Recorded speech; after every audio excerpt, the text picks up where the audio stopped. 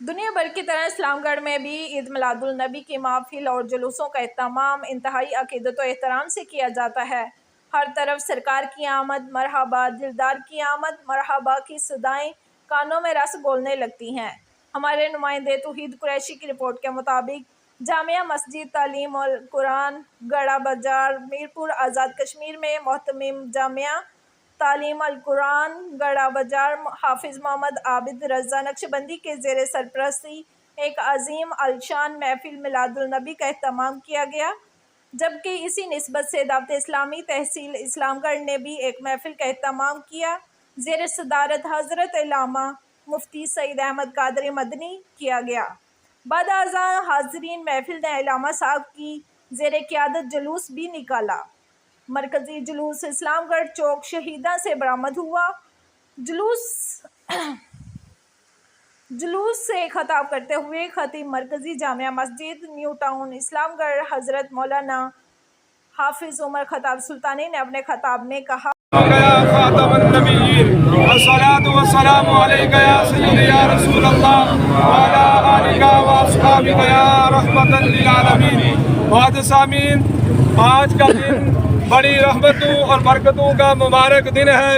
آج کے دن اللہ تعالیٰ نے پوری انسانیت پر، پوری روح زمین پر بڑا فضل اور احسان فرمایا کہ اللہ تعالیٰ نے اپنا پیارا محبوب عطا فرمایا۔ اور معزز سامعین، آج کا دن دعا کی قبولیت کا دن ہے۔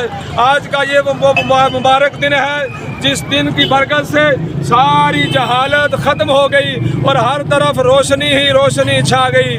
آج کا وہ مبارک دن ہے جس کعبے کی طرف ہم آج منہ کر کے نماز پڑھتے ہیں، اس بیت اللہ کے اندر بھی کفار مکہ نے 360 بت رکھے ہوئے تھے، وہ بتوں کو سجدہ کر رہے تھے۔ نبی پاک صلی اللہ علیہ وسلم کی میلاد کی برکت سے، آج کے اس مبارک دن کی برکت سے اللہ تعالیٰ نے بیت اللہ کو بتوں سے پاک فرما دیا۔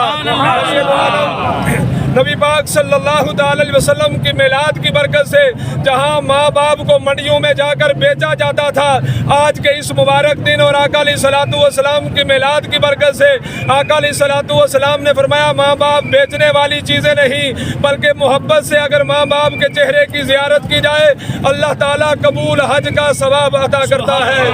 والدین کے چہرے کی زیارت اللہ کی مقبول ترین عبادت ہے۔ اور آقا علیہ الصلوۃ والسلام نے فرمایا ماں باپ وہ عظیم ہستیاں ہیں، اگر ان کو بندہ راضی کر لے، ان کو راضی کرنے سے رب تعالیٰ بھی بندے سے راضی ہو جاتا ہے۔ اگر یہ ماں باپ بندے سے ناراض ہو جائے تو اللہ تعالیٰ بھی بندے سے ناراض ہو جاتا ہے۔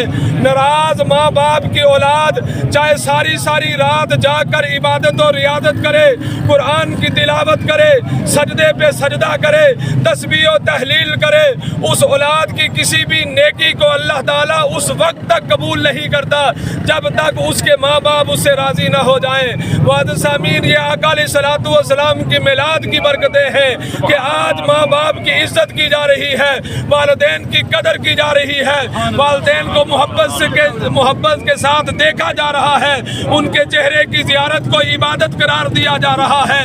اور معزز سامعین، آج کا وہ مبارک دن ہے اللہ تعالیٰ نے مومنین پہ احسان فرمایا کہ اپنا پیارا محبوب عطا فرما کے ارشاد فرمایا لقد من اللہ علی المؤمنین اذ بعث فیہم رسولا۔ تحقیق اللہ تعالیٰ نے مومنین پر احسان فرمایا کہ انہیں اپنا پیارا محبوب عطا کیا۔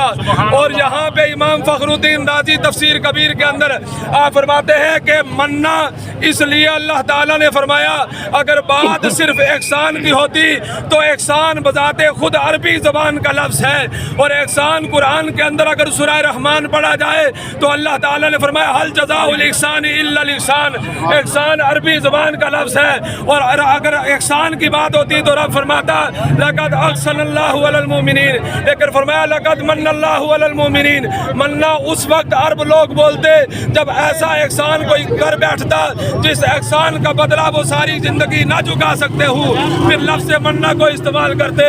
اللہ نے لفظ مننا فرما کے بتا دیا اے مومنین میں نے ایسا احسان کر دیا اگر ساری زندگی میری عبادت و ریاضت حمد و ثنا میں گزار دو، اس احسان کا بدلہ تم نہیں چکا سکتے جو احسان میں نے تم پہ فرمایا کہ تمہیں اپنا پیارا محبوب عطا کیا۔ نعرہ تکبیر۔